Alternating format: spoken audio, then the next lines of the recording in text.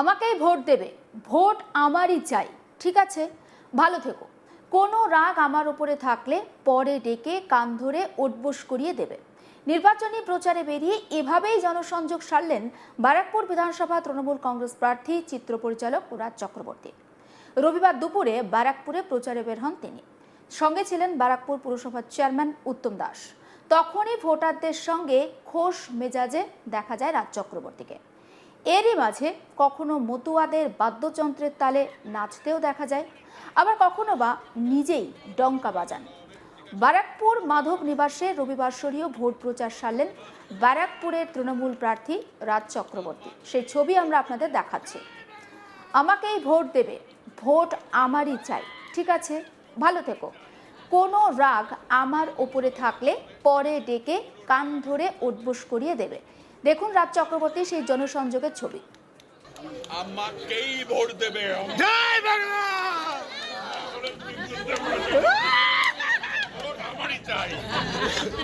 উপস্থিত মহিলাদের সঙ্গে খুনসুটিতেও মাততে দেখা গেল পরিচালক এবং এই রাজনীতিবিদকে। নির্বাচনী প্রচারে বেরিয়ে এভাবেই জনসংযোগ সারলেন ব্যারাকপুর বিধানসভা তৃণমূল কংগ্রেস প্রার্থী চিত্র পরিচালক রাজ চক্রবর্তী।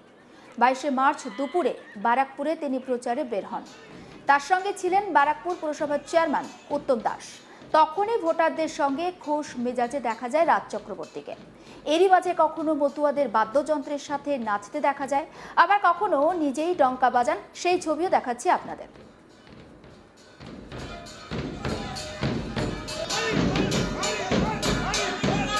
ব্যারাকপুর বিধানসভার বিধায়ক তথা বর্তমানে তৃণমূল কংগ্রেস প্রার্থী চিত্র পরিচালক রাজ চক্রবর্তী রবিবাসরীয় প্রচার শুরু করলেন ব্যারাকপুর পুরসভার 1 নম্বর ওয়ার্ডের অন্তর্গত মাধব নিবাস বাজার থেকে। এরপর তিনি স্থানীয় মতুয়া মন্দিরে গিয়ে হরিচাঁদ ঠাকুর এবং গুরুচাঁদ ঠাকুরের মূর্তিতে মাল্যদান করেন। একবার শুনে নিন প্রচারে বেরিয়ে রাজ চক্রবর্তীর বক্তব্য ঠিক কী ছিল সেটা। কত হাজার ভোটে? হ্যাঁ, আমি তো বারবার সবাই হেসো না, এরমভাবে তাচ্ছিল্য করো না। একজন বিরোধী সে এই কথা স্বপ্ন দেখাটাই স্বাভাবিক। আমি বারবার বলেছি যে স্বপ্ন দেখা ভালো, কিন্তু দিনের বেলা স্বপ্ন যেন না দেখে, রাত্রিরে ঘুমিয়েই স্বপ্ন দেখে। এবং আমার মনে হয় যে মমতা বন্দ্যোপাধ্যায় আমাদের মানে সুপ্রিমো আর কি, হ্যাঁ, তাকে চতুর্থবারের জন্য আমরা মুখ্যমন্ত্রী করছি। সে কে কি বললো না বললো তাতে আমাদের কিছু যায় আসে না। আমরা বিরোধীদের এইসব প্রোপাগান্ডার মধ্যে পা দেবো না। সে স্বপ্ন দেখতেই পারে, আমিও স্বপ্ন দেখি যে আমি আকাশে চাঁদে যাবো আর কি, সেটা তো এখন তো আমার ভুল নয় আর কি। তার মানে কি আমি রাজ চক্রবর্তীর বক্তব্য শোনালাম। রাজ চক্রবর্তীর এগেনস্টে বিজেপি প্রার্থী করেছে কৌস্তব বাগচিকে। তার পাল্টা কাউন্টার শুনে 50,000 ভোটে হারাবো।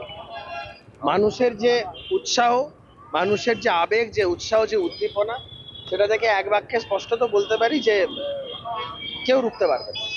50,000 ভোটে জিতবো, এবং এটা ওভার কনফিডেন্স নয়, এটা হচ্ছে মানুষের যে আবেগ, যে উচ্ছ্বাস, যে উদ্দীপনা, তার প্রতিফলনের ফলে যেটা অনুধাবন করতে পারছি সেটা বললাম।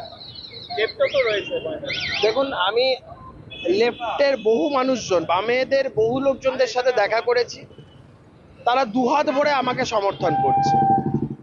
গোটা বিষয়টি নিয়ে আমার কলিগ দীপক দেবনাথ তার রিপোর্টে ঠিক কি তুলে ধরেছে, আসুন দেখা যাক। দেখো, ভোট প্রচারে বেরিয়ে জনসংযোগ সারলেন ব্যারাকপুরের তৃণমূল প্রার্থী রাজ চক্রবর্তী। তিনি একজন চিত্র পরিচালকও বটে। এবং আমরা দেখলাম যে গতকাল রবিবাসরীয়, যে রবিবার ছুটির দিন, সেই রবিবাসরীয় ভোটের ময়দানে তিনি প্রচারে বেরিয়েছেন। এবং ব্যারাকপুর পৌরসভার যে 1 নম্বর ওয়ার্ড আছে, সেই ওয়ার্ডের অন্তর্গত মাধব নিবাস, সেখানে গিয়ে তিনি প্রচারণা করেন। এবং সেখানে যে মতুয়া সম্প্রদায়ের যে মন্দির আছে, সেই মন্দিরে যান। সেখানে মতুয়া যে 2 আইকন, একজন হচ্ছেন শ্রী শ্রী হরিচাঁদ ঠাকুর এবং শ্রী শ্রী গুরুচাঁদ ঠাকুর, তাদের যে মূর্তি আছে সেই মূর্তিতে মাল্যদান করেন। পাশাপাশি মতুয়া সম্প্রদায়ের যারা মানুষ ছিলেন, তারা যে তাদের যে কাঁসর, ডঙ্কা, এই সমস্ত যে সমস্ত বাদ্যযন্ত্র আছে আর কি, সেগুলো তিনি বাজাতে দেখেন এবং তাদের সাথে নাচেনও, সেটাও আমরা দেখতে পেয়েছি। এবং পাশাপাশি মতুয়া সমাজের যে মানুষ বা যে সমস্ত সাধারণ ভোটার রয়েছে, তাদের সাথে তিনি মিলিত হন, তাদের সাথে কুশল বিনিময় করেন। এবং বেশ কিছুটা খোশ মেজাজে দেখা যায় এই রাজ চক্রবর্তীকে। এবং এটাও বলতে শোনা যায় বেশ কয়েকজন বয়স্ক যারা ভদ্র মহিলা ছিলেন, তাদের সাথে কথা বলতে বলতে তাদেরকে এটাও দেখা যায় যে রাজ চক্রবর্তী তাদের কখনো গালটা একটুখানি টেনে দিয়েছেন, সেটা সম্ভবত একটু একটু রসিকতার খাতিরেই। এবং তখন তাকে বলতে শোনা যায় যে ভোটটা যেন তাকেই দেওয়া হয়, ভোটটা যেন অন্য কোথাও না পড়ে। এবং তিনি এটিও বলেছেন যে তাকে নিয়ে, অর্থাৎ রাজ চক্রবর্তীকে নিয়ে যদি কারো কোনো মনে যদি কোনো ক্ষোভ থাকে যে এলাকার বিধায়ক অথচ তাকে দেখতে পান না, তিনি আসেন না, তিনি কাজ করেন, এরকম যদি কোনো ক্ষোভ থাকে তাহলে সেই ক্ষোভটা যেন পরে এক সময় ডেকে তাকে যেন কান ধরে উঠবোস করানো হয়। অর্থাৎ সবটাই ছিল রসিকতার সুরে। অন্তত এইবার এই সামনে ভোট, আসন্ন নির্বাচন, সেই নির্বাচনে যেন তাকে ভোটটা দেওয়া হয় এবং তার প্রতি যদি কোনো ক্ষোভ থাকে সেই ক্ষোভটা পরে মিটিয়ে নেওয়া হবে এবং নির্বাচন শেষে ভোটের ফলাফল শেষে তাকে যেন ডাকা হয়, ডেকে তাদের যদি ক্ষোভ থাকে তাহলে তাকে যদি কান ধরে উঠবোস করানো হয় তাতেও তিনি রাজি আছেন। এরকমটাই তুমি জানো যে 29শে এপ্রিল রাজ্যের যে দ্বিতীয় দফার ভোট, সেই দ্বিতীয় দফার ভোটে কিন্তু এই ব্যারাকপুর যে বিধানসভা আছে সেই ব্যারাকপুর বিধানসভা ভোট, এবং তার আগে মোটামুটি ধরো 1 থেকে 1 মাস 5-6 দিন সময় রয়েছে এবং এই যে দিনগুলি, এই দিনগুলি কিন্তু নষ্ট করতে চাইছেন না কোনো দলের প্রার্থীরাই।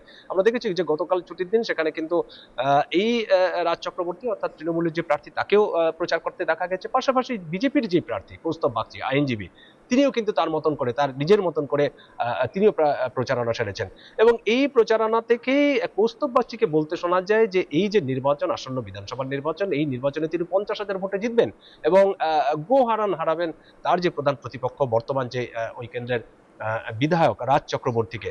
এবং এটিও বলেছেন যে রাজ চক্রবর্তী আসলে রাজনীতির মানুষ নয়, তিনি একটা বিনোদন জগতের মানুষ, তাকে ধরে বেঁধে এই রাজনীতিতে ঢোকানো হয়েছে এবং তিনি এখন রাজনীতিতে করে কমলে খাচ্ছেন, এরকম একটি মন্তব্য করেন।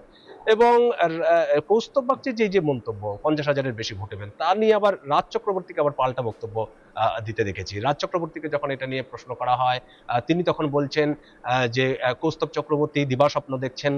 তিনি বলছেন যে দিনের বেলা যেন স্বপ্ন না দেখেন, রাতের বেলা স্বপ্ন দেখেন। স্বপ্ন দেখা ভালো, স্বপ্ন তিনিও দেখেন, তিনিও চান যে তিনি মহাকাশে পাড়ি দেবেন। স্বপ্ন দেখা ভালো, প্রত্যেকটা মানুষই স্বপ্ন দেখে, কিন্তু কৌস্তব বাগচি যেই স্বপ্ন দেখছেন তা কখনোই সফল হওয়ার নয়। তিনি যেন রাতে স্বপ্ন দেখেন এবং এটিও বলছেন যে যখন মানুষ যখন জলে ডুবে যায় তখন তাকে বাঁচানোর একটা চেষ্টা করা হয় এবং সেই সময় সেই মানুষটি যখন ডুবন্ত মানুষ, তার চুল ধরে টেনে তোলে তাকে বাঁচানোর চেষ্টা হয়। কিন্তু কৌস্তব বাগচির এতটাই দুর্ভাগ্য যে তার মাথায় চুল নেই যে তাকে টেনে, মানে তার চুল ধরে টেনে তোলা হবে। সুতরাং আসন্ন যে নির্বাচন, সেই নির্বাচনে যে সুনামি হতে চলেছে, সেই সুনামি থেকে কিন্তু এই কৌস্তব বাগচিকে বাঁচানো সম্ভব নয়। তিনি চালিয়ে, অর্থাৎ রাজ চক্রবর্তী যেন ব্যক্তিগত উদ্যোগেও যদি যান তাহলেও এই কৌস্তব বাগচিকে টেনে তোলা সম্ভব নয় সেই বিপদের হাত থেকে। অর্থাৎ সাধারণ মানুষ বা ব্যারাকপুরের যে ভোটার রয়েছে তারা কখনোই চাইছেন না যে তৃণমূল বিদায় নেক, অর্থাৎ বিজেপি ক্ষমতায় আসুক, তৃণমূল বিদায় নেক। তারা চাইছে যে তৃণমূলের যে বর্তমান যে বিধায়ক আছেন রাজ চক্রবর্তী, তিনিই থাকবেন, তিনি আগামীতে জয়ী হবেন এবং 50,000-এর যে স্বপ্ন তিনি দেখছেন, অর্থাৎ কৌস্তব বাগচি যেটি চাচ্ছেন যে 50,000 ভোটে তৃণমূল প্রার্থীকে পরাজিত করা হবে, সেটা অলিক স্বপ্নই রয়ে যাবে। সুতরাং এই নিয়ে তার বলার কিছু নেই। সব মিলিয়ে রবিবাসরীয় নির্বাচন এবং নির্বাচনী যে প্রচার, সেই প্রচারে কিন্তু আমরা দেখলাম যে ডান বাম সব প্রত্যেকটি দলের রাজনৈতিক প্রার্থীরা বেরিয়েছেন এবং সেখানে বেরিয়ে নিজেদের মতন করে প্রচারণা করেছেন এবং পাশাপাশি একে অপরকে যে নির্বাচনী যে নিশানা, সেই নিশানা করতেও কিন্তু দেখা গেছে এবং তা নিয়েই কিন্তু একটা রাজনীতি পারদ যেন আস্তে আস্তে চলছে। কারণ যেটা বলছিলাম যে 1 থেকে 1 মাস 10 দিন মতন সময় আছে বা আরো কম, আস্তে আস্তে দিন সময় কমিয়ে আসছে। তো সেক্ষেত্রে দিন যত কমিয়ে আসবে, নির্বাচনের দিন যত ঘনিয়ে আসবে, তত কিন্তু এই রাজনৈতিক পারদ বা একে অপরকে লক্ষ্য করে যে নিশানা, কখনো কখনো সেটা ব্যক্তিগত স্তরেও পৌঁছে যায়, আমরা দেখেছি বিগত নির্বাচনগুলিতে। কিন্তু আমরা চাই না, বা সাধারণ মানুষও চান না যে এরকম ভাবে ব্যক্তিগত নিশানা করা হোক, কিন্তু কখনো কখনো সেটা হয়ে যায়।